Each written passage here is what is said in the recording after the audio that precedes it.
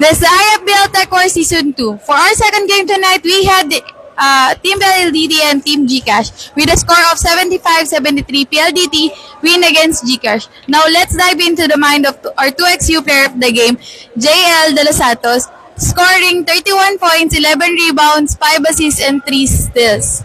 Sir?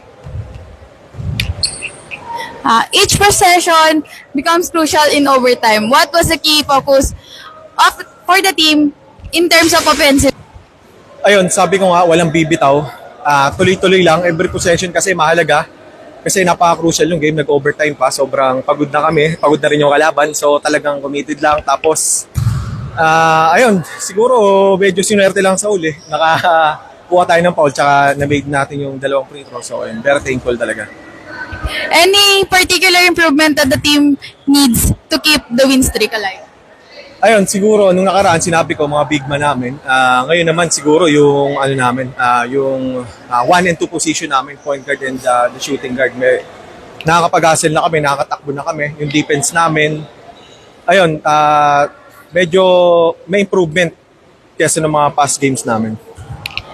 Invite na lang natin yung fans to watch the next game and then shoutout tayo. Ayun, shoutout again sa aking asawa. Nanonood siya kayo.